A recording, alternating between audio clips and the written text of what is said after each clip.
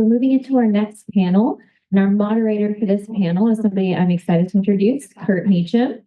In 1998, Kurt moved to Austin from Dallas to work the 76th legislative session for then State Representative Steve Woolens, chairman of the House Committee on State Affairs. He spent the next decade working at the highest levels of state government for some of the best and brightest elected officials in Texas.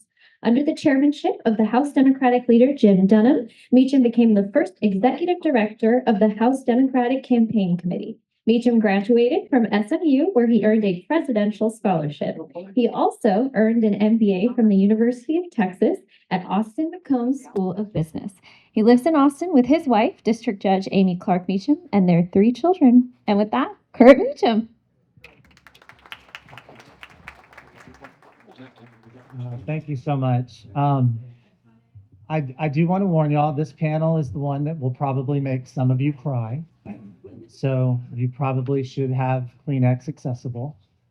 It's also the panel that's going to remind us all of why we're here, why we spend the time and effort and energy fighting this fight and doing what we do. My name is Kurt Meachum. I'm a partner at Phillips, Uresti, and Meachum.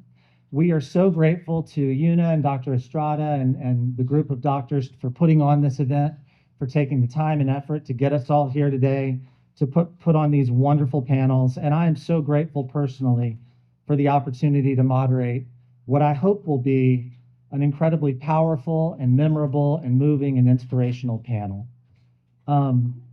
Before I introduce Kim and Ronnie and Gloria, I just want to thank everyone from the previous panel, Sherwin and Nicole, Christina Delgado, who does such a wonderful job representing her community and the Santa Fe survivors.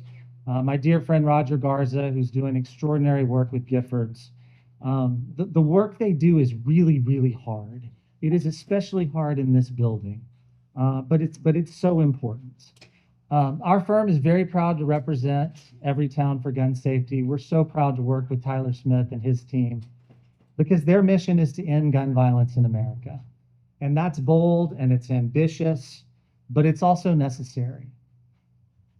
My hope for each of you in this room and everyone watching virtually is after you hear from Kim and Gloria and Ronnie, after you hear them tell their stories, you will feel inspired and recommit yourself to the goal of ending gun violence in America.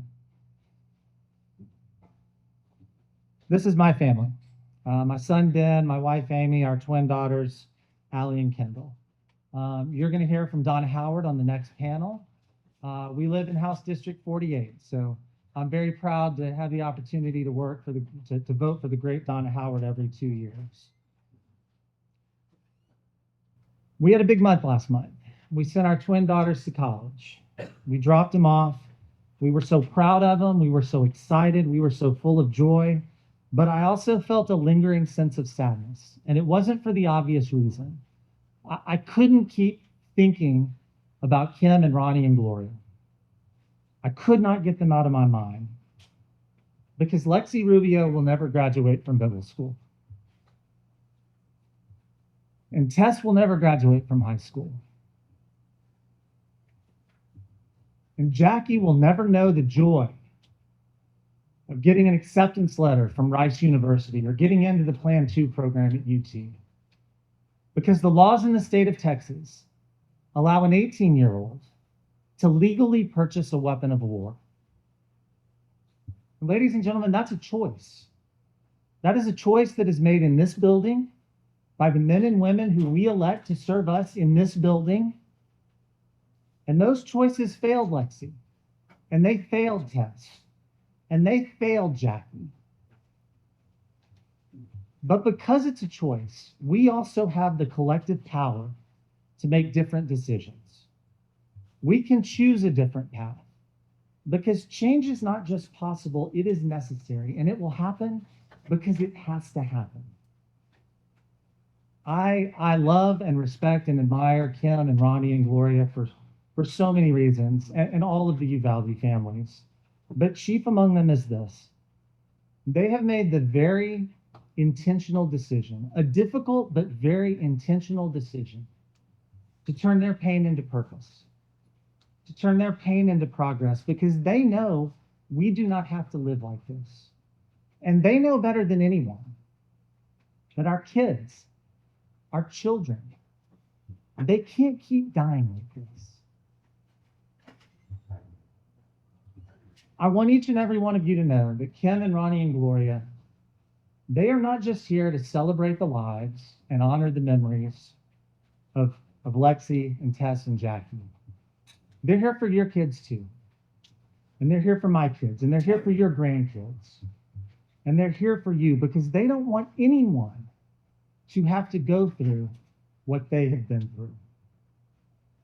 Ladies and gentlemen, for those of you who are able, I would ask that you stand and give the warmest welcome to my dear friends, Kim Rubio, Veronica Mata, and Gloria Cazares.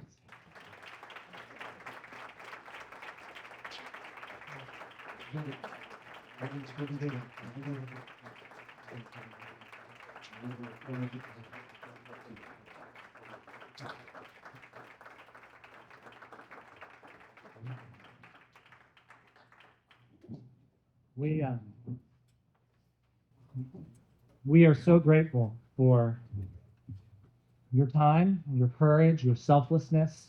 I just want to start by giving you the opportunity to tell us about your daughters. You can go in any order, but just tell us about your kids.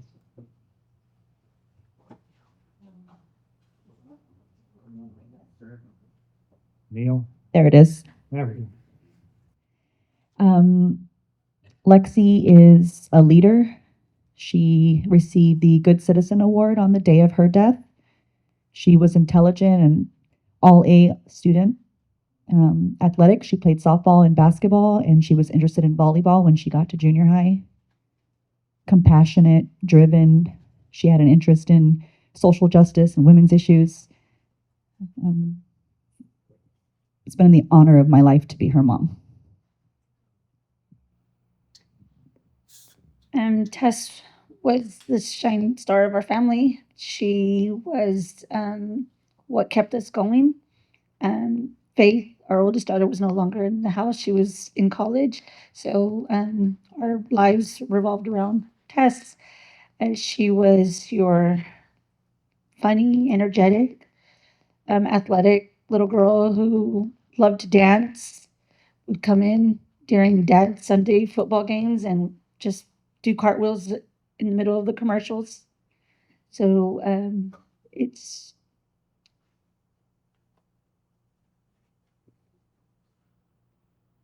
she was our bright star. Jackie was the youngest of the family. She was just a couple of weeks from turning 10.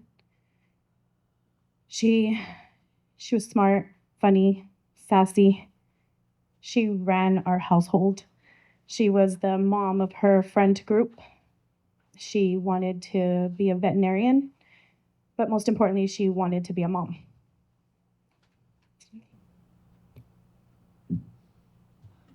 May 24th.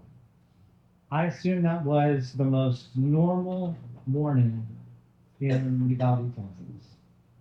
Tell us about that morning. What did you do that morning? How did you get your kids ready for school? What was the morning of May 24th like? Anyone? I have 5 children that were in the UCISD school district at the time. Mornings are chaotic at my house. Did all of my drop-offs. My Rob kids are last. I dropped them off and then I returned to the school for my son, who was a second grader at the time, for his award ceremony, and then for Lexi's award ceremony at 10:30. Again, she received all A's and the Good Citizen Award, and posed for pictures with her, asked her to take a photo with her teacher, Mr. Reyes, because she loved him and it was her last year with him. We told her we loved her and we would pick her up after school. We had no idea that that was goodbye. So our days were just about the same. At the time, I was a kindergarten teacher at a different campus in Uvalde. My mother-in-law would come and pick up Tess in the mornings because I had to be there so early, and she didn't have to be there till 7:30. we were walking out the door like we always do, and my husband always has a saying that he would tell the girls when he would walk out the door, don't forget to ask questions. If you don't understand something, make sure you ask questions. And it being that there was only 3 days left of school, he knew that there wasn't much going on. He knew that they were watching, their favorite shows, and they were just kind of having fun days. And he walked out the door and he tells her, don't listen to your teachers. And so she comes running out of her bedroom, and we stop in the hallway, and she's like, what did Dad say? And I was like, he's just being silly. And then she's like, he knows that I only have 2 days. I still have 2 days left. I still have to listen and follow the rules. I was like, yes, baby. I was like, I know. I gave her a kiss on the forehead. She walked out the door. That was the last time I saw her.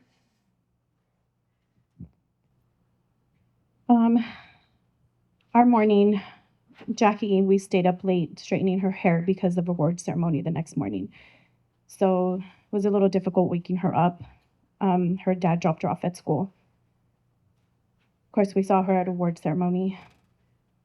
I think the last time as we're walking out of the cafeteria after their awards, her and a few of her friends, and we're talking about pre-K graduation, and so I'm showing them pictures of them.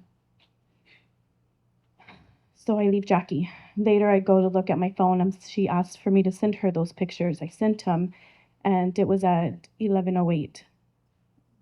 The shooter walked into that building at 11:33. Mine's gonna be a little longer because there's physicians in the room. Later that day, I get a text message from a coworker. Her husband's a Border Patrol agent.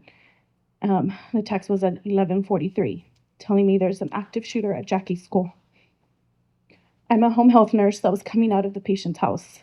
So of course I went straight to Rob, praying that it was just another lockdown, another bailout in the area. Once I got to the main street and the main intersection, there was, 10, 15 cop cars right behind me. So I just followed them to the school. Later, I had my niece head to the hospital. We heard they were going to be taking some kids. Later, I receive a call, and she's hysterical, crying. Well, she's walking into the hospital, there's an ambulance, and she happens to see a child being pulled out, and it was Jackie. So once I got to the hospital was just as chaotic as Rob. Like, I don't think they knew what was coming. Jackie's time of death was 13:17. It was hours. It took us hours, though, until 2 rangers came to get us to identify a child. In the room, there was 2 nurses. Even after sending pictures and giving descriptions, nobody could find Jackie. They didn't know where she was at. To this day, though, we have not had one medical professional that worked on her ever reach out to us to let us know exactly what they did or what was done to help her.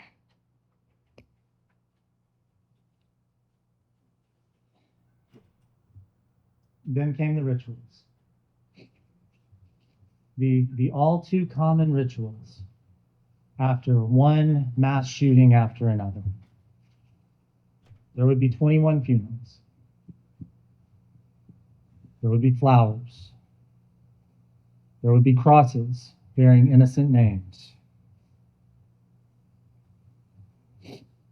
Quiet moments of reflection in front of a cross.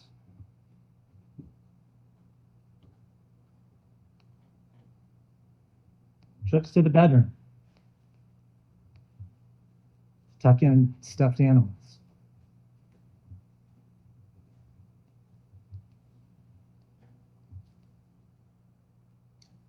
Turning out a nightlight.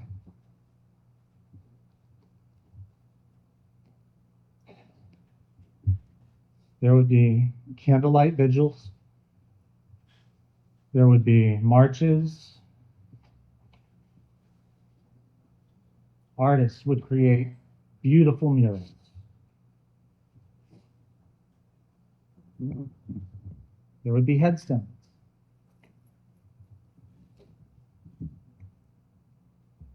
There would be grave sites that needed to be kept clean and neat. There would be lights that illuminated the cemetery at night. Ronnie, I want you to tell us about February 6th, 2023. Why that date is significant and how you and Jerry and Faith spent that evening. February 6th was Tess's birthday. That day I had taken the day off because I had gone back to work 3 months after everything had happened.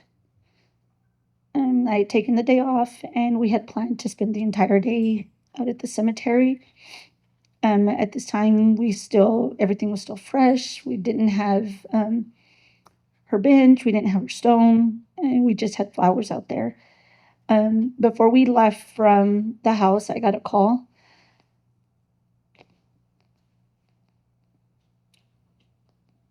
They were delivering her bench and her stone that day. My husband looked at me and he said, I guess this is her gift. Tess was always the type of little girl that it was always about her. And she made sure that that day was about her. So we got to go to the cemetery. We got to watch them as they put her bench in. We watched them put her stone in. That her older sister had to create for her because her dad and I could not. And Faith did a beautiful job. We spent the whole afternoon there. Family, friends stopped by. We celebrated Tess like she would want to be celebrated. We had lots of music. We had her playlist playing. And she was there with us. The very next day, you would get up and you would travel to Austin, as you did so frequently last session. Jackie Uresti had a full day of meetings scheduled for y'all. The night before, you celebrate your daughter's birthday at the cemetery. And then you drive to Austin to advocate.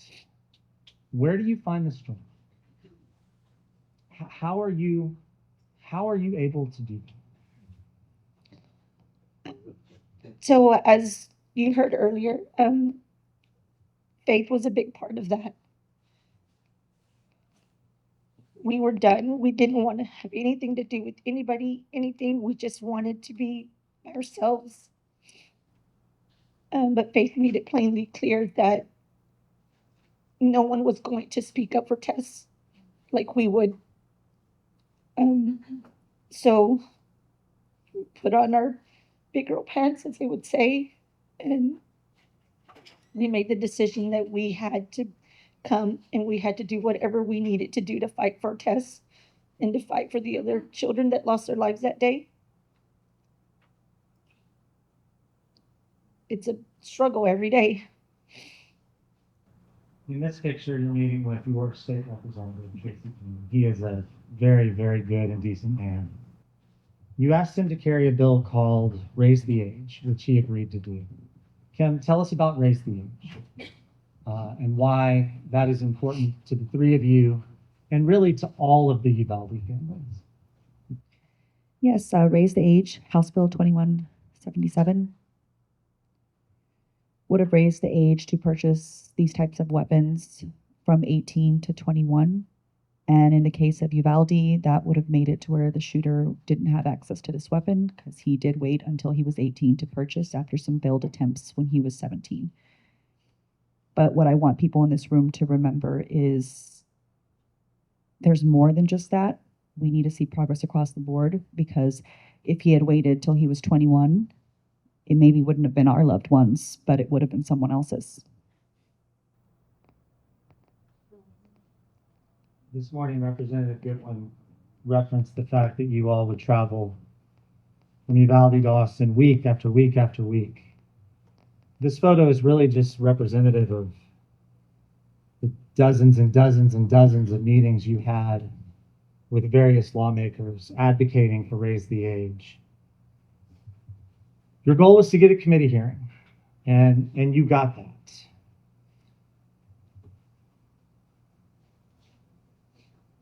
This photo was from the hearing on raise the age.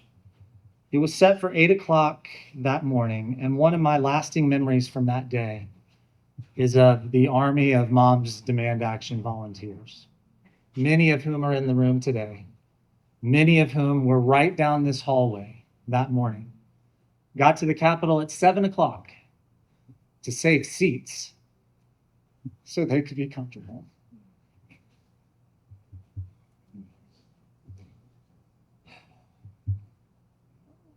What do groups like Moms Demand Action mean to y'all?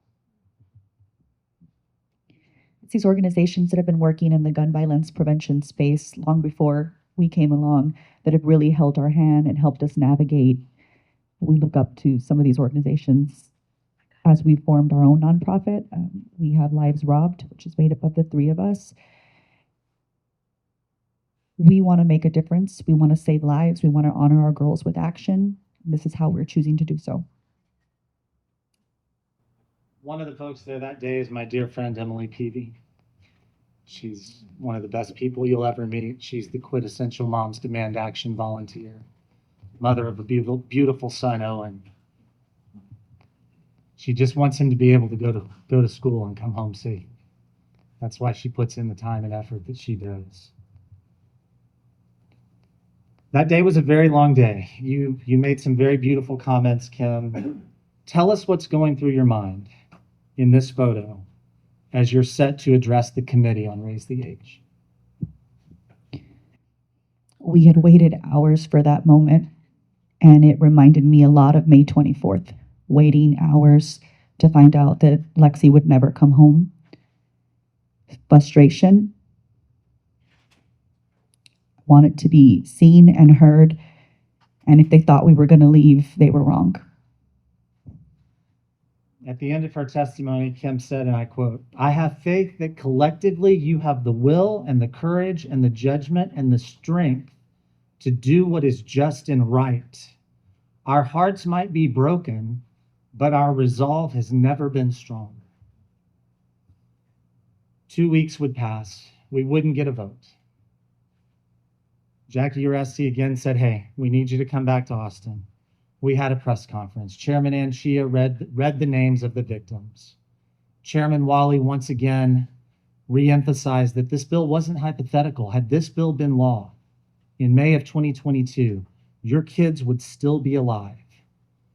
These members that you had met with and lobbied, they literally kept wrapping their arms around you. The Austin American-Statesman, Uvalde families continue to push Raise the Age bill before legislative deadline. The next slide, I'm not a technological genius, but I think when I click on it, it starts a video. It is of the committee hearing. Representative Goodwin was there. Many of the Capitol staffers in this room today were there, where the committee voted on Raise the Age. So before I get to that slide, the House stopped. The focus of the entire Capitol turned to that hearing room down this hall. Y'all were in the room. It was the very last day for House committees to pass House bills out of House committee. What was going through your mind as you sat in that hearing room with members on the dais about to vote on Raise the Age? Yeah, go Gloria. It's really hard to go back to that day, Of course, we were exhausted. We were tired. We had no idea what was about to happen. you do have a little bit of hope, but over and over again, we have failed. People have failed us. Our leaders have failed us. So I personally, I completely had no idea what was about to happen. I started working at the Capitol in 1999, and these 90 seconds are the most amazing 90 seconds of a committee hearing that I've ever sat through. The chair now lays out as pending business, House Bill 2744 by Chairman King. Members, this is the bill we heard previously that raises the age to buy certain semi-automatic rifles from 18 to 21. Chairman Canales offers up committee substitute. Committee substitute allows for transfers for an individual under 21 for certain circumstances. Is there objection to the adoption of the committee substitute? Chair hears none. Substitute is adopted.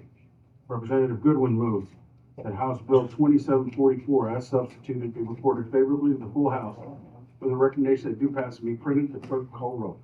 Chair Gann. Vice Chair Johnson. Aye. Representative Bowers. Aye. Representative Burrows. No. Representative Canales.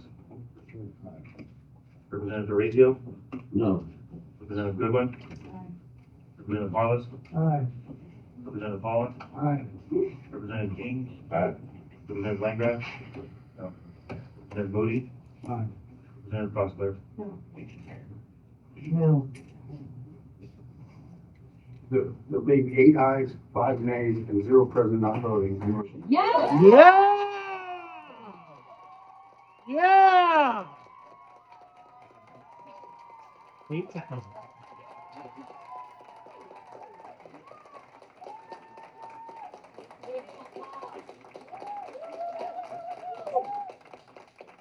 Everyone there doesn't, and not objected, and House Select Committee on Community Safety stands adjourned, so call adjourned.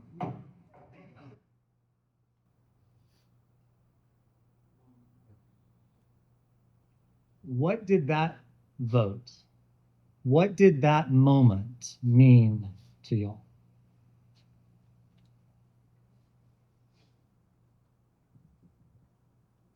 That we had won a little battle.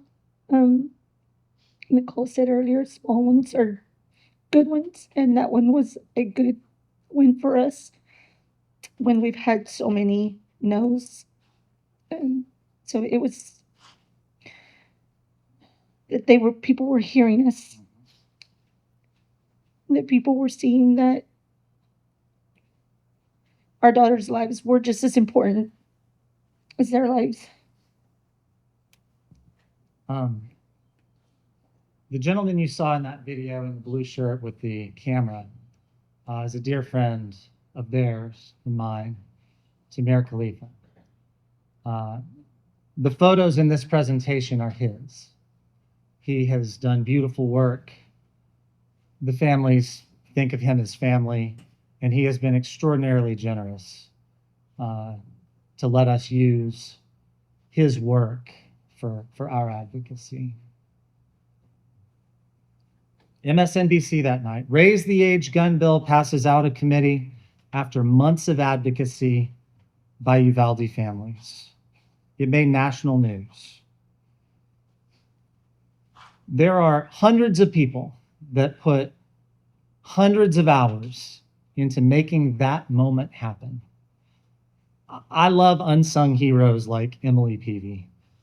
One of the unsung heroes of this story is Jacqueline Uresti. He's right back there in the corner. Stand up, Jackie.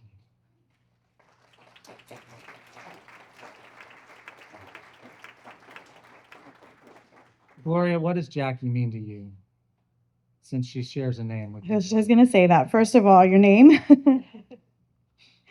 Just like you said, a lot of people see our faces, but Jackie, you have no idea how much help you were. We would have been completely lost. So we love you. Thank you. Thank you so much. She's a rock star. Kim Rubio made a big decision. She decided she would run for office. You ran for mayor. Why? Tell us about that decision. What made you want to run?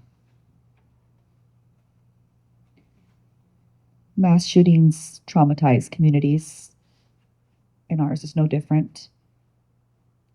We lost loved ones, and those that weren't directly impacted, they lost their sense of community. And when you're scared, it does something to some people. And there was a division. And I decided to run for office to try to bridge the gap. I was not successful, but that's okay. Won't be my last time, I'm sure. How many people think Kim Rubio should run again?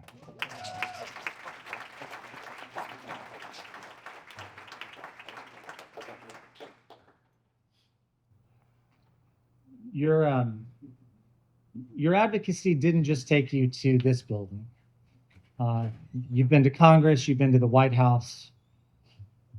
I was watching the last State of the Union speech, and I heard the President of the United States talk about a young lady named Jasmine. And I thought, I know Jasmine. And then they panned up into the First Lady's box. And it's Jasmine. Stand up, Jasmine. Gloria, what was it like for your daughter to sit with the First Lady for a State of the Union address? That must have been pretty special. Now I'm nervous. Well, it was wonderful. Of course, I've always been so proud of her. She has been very, very opinionated her whole life.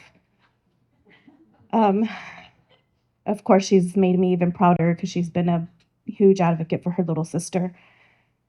I'm going to say it in her words. We were walking to the White House, and I asked her, how do you feel? It's like, it's exciting. How do you feel?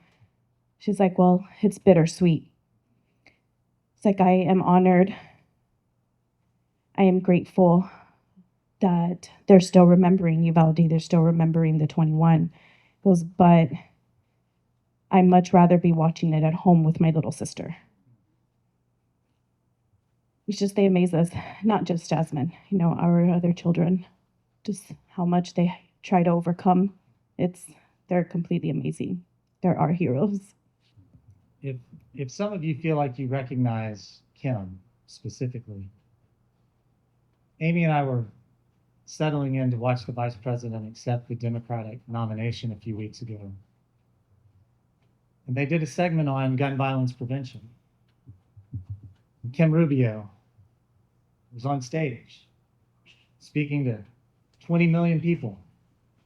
What was that like? As someone who's never spoken to 20 million people. She kept the secret from us.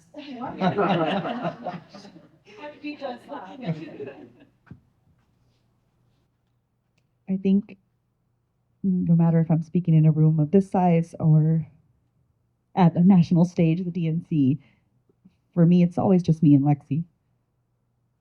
And the only time that there's nerves is because I don't want to let her down. I think we can all agree you have never done that. This is our second to last slide. I love this picture that Tamir captured because for me it's so hopeful and it's so optimistic and it's so forward looking. So what's next for each of you? Are you working on anything specific? Are there specific projects? What if in all your experiences here, what have you learned? What are you looking forward to? Tell us something about your future. I think, first of all, we're preparing ourselves for the next session. Personally, we have my daughter founded a nonprofit. It's called Jackie's Loving Hands. She raises money for future veterinarians in honor of Jackie. For ourselves also personally, we're in the process of creating Tess's nonprofit, and it is to give, Tess was she loved baseball, she loved softball, and so we want to give back to the community, and so her nonprofit is going to be Tess's for gloves, or gloves for Tess, I'm sorry, and so we plan to give gloves to children that are in need, and that way they can always have a glove, and get that burden off of the parents because gloves are pretty expensive. Lexi has a scholarship at St. Mary's University in San Antonio. I'm looking forward to building that so I can send more students to law school. That's what she wanted to do. I have her third annual legacy run, which will be next month in Uvalde, and there's also a virtual option. Still building Lives Robbed. Want to make sure that that foundation is solid so we can continue the work that we're doing here today. I am considering law school myself. So. And you're gonna run again. And I think a law degree would help in that. Final question. You have a room full of elected officials, Capitol staffers, gun safety advocates, national organizations. What would be your one ask? And that's for each of you. If you could ask this group of people to do one thing, what is your ask? I have a big ask. You just heard everything that we're working on, and we're grieving parents. So do everything that you can, and carry our children with you. I ask you to put yourself in our shoes. This is a place you do not want to be. This is something that you do not want to ever have to be speaking about your child. We should be up here celebrating our children. You have to go out and you have to vote and put the right people in the right positions. Just like Ronnie said, vote. Definitely vote. Remind your family, your friends to register for vote. When's the last day? October 7th. October 7th. Also, if you can go online right now, go look up livesrobbed.com and go like us, and you'll see a whole bunch of information, what we're doing. Yes. Okay, that's livesrobbed.com. LIVESROBBED.com. My ask is this. It's remember their names. It's never forget.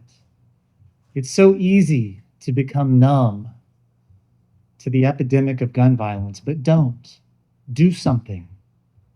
If you're already doing something, do more. If these moms can do what they're doing, you can do more. Whether you're a voter or an elected official, a Capitol staffer, a doctor, you have power. You have a voice. Use that power. Use that voice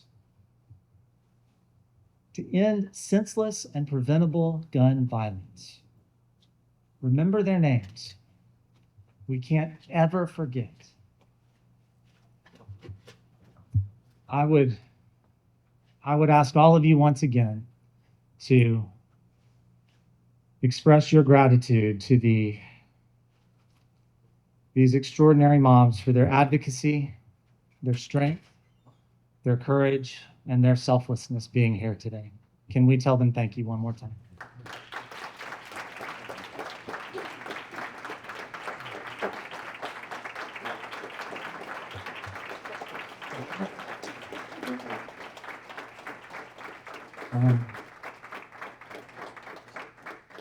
Una, do we have time for questions? Okay, then I guess I will open it up for questions. After we do questions, Jerry and Javier and Faith and Jasmine, when we're done with questions, if y'all will join us on stage. Representative Goodwin has a very special presentation, but I guess we have time for a couple of questions.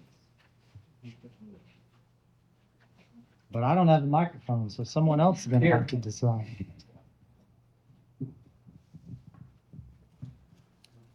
First of all, I just want to say thank you all. For people who were not supportive of the things that you were asking them to do in the legislative session, were there other things that they were offering? Did they bring constructive ideas? And if so, what were those? Were there other changes that were made? Let me take the first stab at that. When you saw that committee vote, it was 8-5. 2 Republicans voted for raise the age. And I will tell you, both of those Republicans spent time in a room listening to these mothers. Now, I'm not going to speculate on what they would have or wouldn't have done had those meetings not taken place. But I can tell you those meetings were incredibly impactful. Are there some who don't want to take the meeting? Absolutely. Are there some who will take the meeting and respectfully disagree? Yes, that is still constructive. I can't tell you how much respect I have for Jerry Patterson being in this room today. I can't wait to hear what he has to say on the next panel. He doesn't have to be here.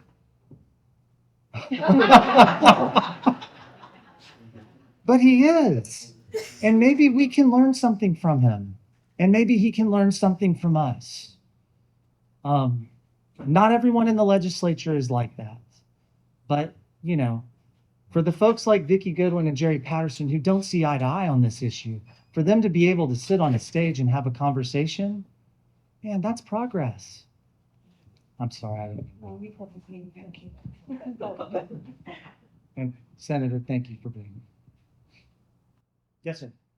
So for those who were not in the room, about 11 o'clock on the date of the testimony before the committee, I can tell you there was not a dry eye in the house, including mine. And I wouldn't expect any of y'all to have noticed because the whole thing must have been extremely traumatic. But do any of y'all remember 2 of the representatives who were on that panel talking and smiling at one another while y'all were testifying? You do, and I do too. We prefer to focus on the Vicki Goodwins of the world who carry gun violence prevention legislation and voted for raise the age. Thank you all for being here and sharing your stories for the billionth time. I know it never gets easier. My question to you all is your priority still raise the age for this coming session? And this might be a shared question for Vicki. Are those 2 Republicans who voted with us going to be stripped of that committee for the future? One's not coming back. One's not coming back. Okay. So is raise the age still your top legislative priority? Yes, it's going to be our top priority until we get it passed. We'll do it. And I just want to emphasize that, like, had that bill been law in May of 2022, 19 children and 2 teachers would still be alive. You can argue whether you support the bill or don't support the bill.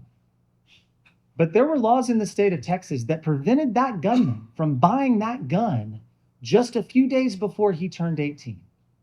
So that law erected a barrier that saved lives until it didn't. Hello, I'm Belinda Montgomery. I am the SHOP co-chair for AISD, and I'm an independent patient advocate. And I'm so grateful that you're here. Thank you for saying all of the things to remind us, to keep us vigilant. Thank you. My question to you is, sorry. Oh, it's okay. We cry every time. I appreciate that. What would you have me do as the SHOP co-chair to prepare? Both AISD and beyond. I'm sort of mouthy and not shy, and I show up in a lot of places and say the things. So how would you prepare me, and who would you like me to invite to speak at our meetings this year? Well, I'd invite these 3. Oh, yes. It's not the book about God. School Health Advisory Committee co-chairs. Every district has one. They're the place where we talk about this type of thing constantly, keeping our kids safe in all the ways. My answer to that question would be, get a copy of the list of panelists for this event. Yeah. Because there is an excellent, that is a great place to start.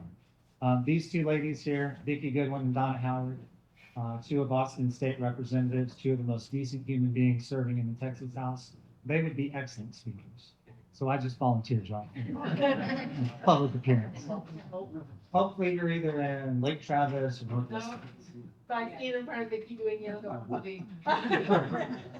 All right, I think we have time for maybe one or two more questions. Oh yeah, Christina, absolutely. Okay, so since you've got all of these folks in the room and in the virtual interwebs that are watching and paying attention, as we are preparing for legislative session and you all are having your conversations about strategizing for moving forward again this next session with refiling Raise the Age, what are the top things that people can do most to help you honor your daughters and those lives lost at Rob? Moving forward in this next legislative session to support you.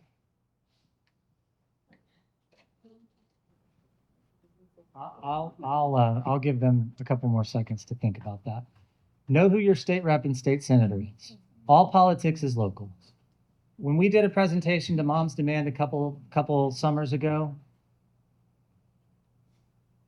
I think this is a perfect example. John Cornyn negotiated a gun safety bill with Chris Murphy. Now, there are probably some folks in previous years who would have said, listen, that's a waste of time. No, it's not a waste of time. It is not a waste of time to have a conversation. I think the one thing that every single responsible person in this room can do, know who your state rep is, know who your state senator is. Because it's one thing for advocacy groups and organizations to walk through the Capitol and lobby on this, that, or the other. But I mean, Representative she knows who her constituents are. Representative Goodwin knows who her constituents are. I mean, she knows who all her constituents are because 4 of us got her elected 10 years ago when she won by 4 votes with like 50,000 casts. So, but seriously, even if you think there is someone who does not philosophically agree with you on this issue, I don't know that I could have predicted at the beginning of session, and I didn't, and y'all can grade my paper on this. I told them when we first started working, if we get a hearing on Raise the Age, that's the goal. We want a hearing so you can tell your story. I never said, hey, we're going to get a vote. And I damn sure didn't say, and we're going to win the vote. But you know what? They sat down with people who might not necessarily tend towards seeing this issue the way we do. 2 of them voted for it, and it was an 8-5 vote. So know who your state rep and state senator are. And ask questions. Yeah, okay. And like our younger kids said today, if you don't know, you come and ask. I saw her earlier saying, that she was asking what was the vote. She didn't realize that we had 2 Republicans that flipped. Ask those questions, because if you don't ask, then you don't know. And that's the only way that we're going to get changes, by making sure that we have the right information out there. Yes, sir. Last question. Yeah, be sure to make friends with the chief of staff in the office and some of the other workers in the office. Is it? Because that has a lot to do with access to the elected members. Yeah, and it has everything to do with their overall order in that office and whether or not you're going to get that voted. Is Tanya still in the room? Where's Tanya? She's right here. Stand up. Tanya Oliva, Chief of Staff to State Representative Rafael Anchia. To your point, not only is she one of the best in the building, but I can't tell you how much work she did for us last session from that Chief of Staff position. That's an excellent thing. Okay, it is my honor now to introduce an extraordinary gun violence prevention champion.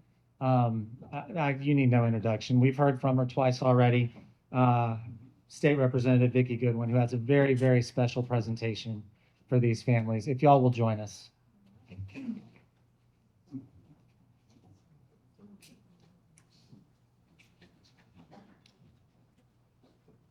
Well, my staff wrote a very nice speech, but I'm just going to speak from the heart. I know that y'all want people to remember your daughters, your beautiful daughters. So what we have done is we have flown a Texas flag over the Capitol in their honor as a small token for you, for all the work that you've done, for Lexi, for Tess, for Jackie. We can't ever give you your daughters back, but it was amazing to hear you tell their story today. It was amazing to see all of your resilience in coming to the Capitol over and over during session, and to hear that you'll be back to continue the work. And I just can't tell you how much I appreciate you and want to honor you with these flags. So,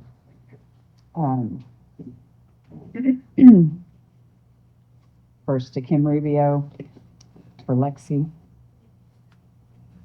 and Veronica and family. And Gloria and family. Thank you all. Thank you. Can we just give them one more round of applause?